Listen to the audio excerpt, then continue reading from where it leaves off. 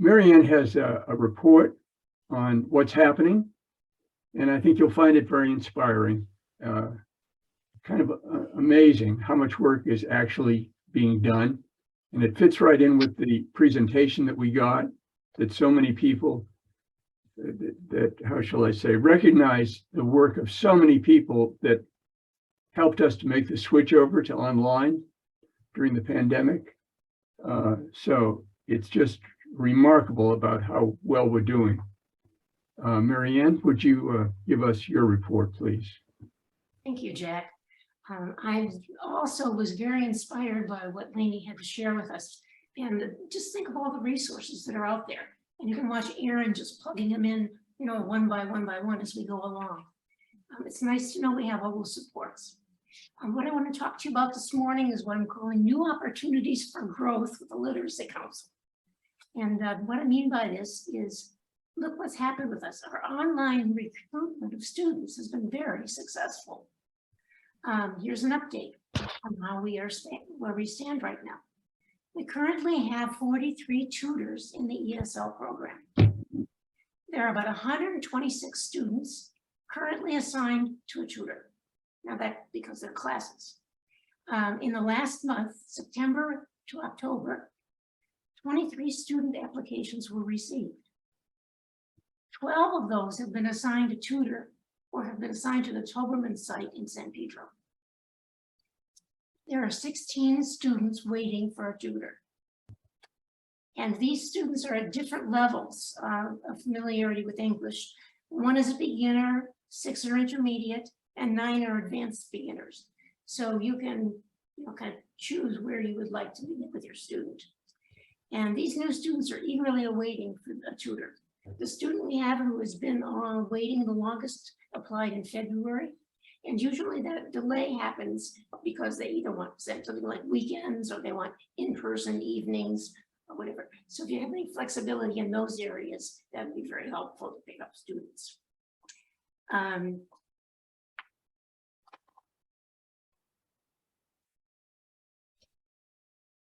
I'm going to talk a little bit about getting started in ESL or in person, so that if you would like to take a new student, what would be the next thing to do? Well, begin a small class or work with individual student in person. You can do either one. And the SBC office that we call headquarters in Torrance has space for you. So you can sign up for space and that space will be saved for you every week. Also, we learned that space is going to be available once more at the Torrance Library study rooms. And that's to start in November. And preference is usually given to our tutors. And Maureen is handling the connections with that. Or you can do the online tutoring anywhere you have a computer. So you can do it wherever you want to. We have people who are working every day and need someone for the evening or weekend. But we also have people who need daytime tutoring.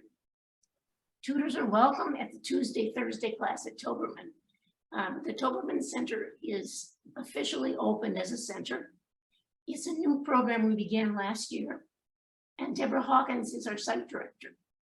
If you're a newer tutor, it would be a great opportunity to become more comfortable in seeing how a class is actually run and what kind of content you need to put in and so forth. Oftentimes, your tutors feel a little anxious about that piece.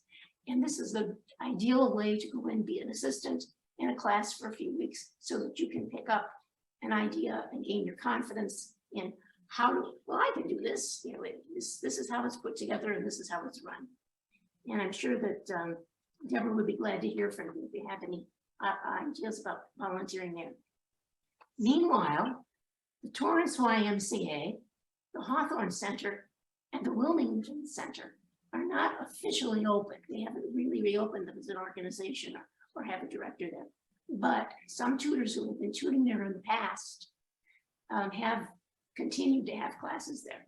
So we expect there are going to be more opportunities at those centers, which should emerge soon. Most importantly, if you're a new ESL tutor, please remember that we have mentors ready to help you. If you haven't tutored for several years and you'd like to come back to it, the mentors would be glad to give you a shot in the arm to get your confidence up and start again. So you can contact Jack Condon about that, and he can get you started with himself or with Sheila. He would be glad to help you. There's also a couple administrative openings. These are the things to do for the Literacy Council that don't include just tutoring.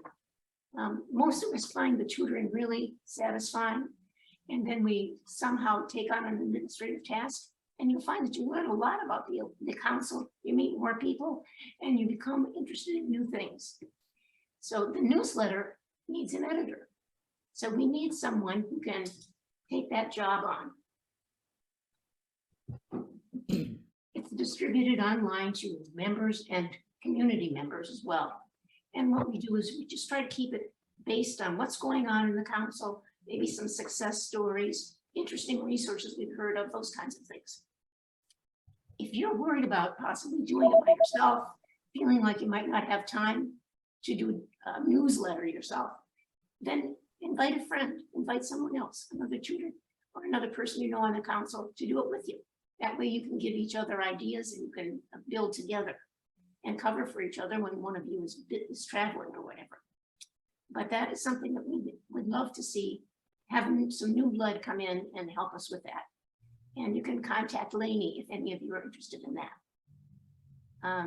We also have an interesting job, which I've called a front door welcome. So as a front door welcoming person, you would be welcoming new students and volunteers to the council. As you can tell, we've gotten a lot of calls coming in now. And this is a good role for people who like behind the scenes work and enjoy keeping things organized. Here's a partial list of things that that person could do.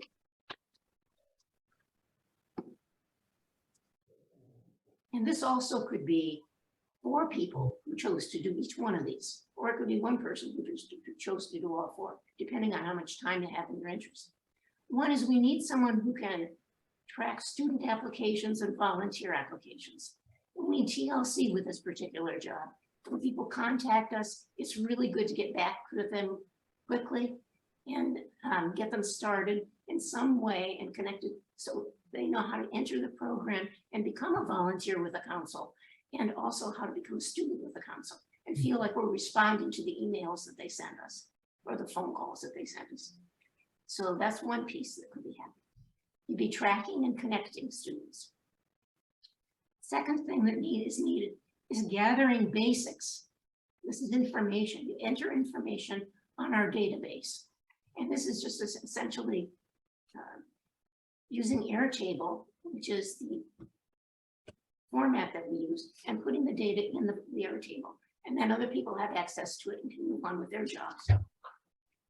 And then the next thing is connecting students and volunteers to our program. Once we welcome them to the organization and they know, what's on offer and they have in mind what they'd like to do, we need someone who is going to make sure that those people get hooked up and connected. Did they were assigned to volunteer? Did that volunteer follow through with them? Did that student follow through with that volunteer? So just a kind of a tracking thing to keep everybody connected. And then also we need someone who can keep track of the training dates and attendance at training. And that's training happens about every other month. I think that's right, Kim, right now for ESL. And I think LES training is happening maybe 3 times a year. And so we need someone who can just kind of keep that data information. And then also we need someone who would like to work on matching students and tutors. And you would do this from the list that we have of tutors and the information that tutors have given about who they would like to tutor, and also from students. Who would they want, a male or a female tutor? Would they look to be in a class or an individual? Where would they like to tutor, and so forth? So these are some of the things that are out there and waiting. And the council needs to have you be enthused about these things as well. And I hope that some of you, in addition to tutoring, can think about doing some of these extra jobs. Thank you. Any questions?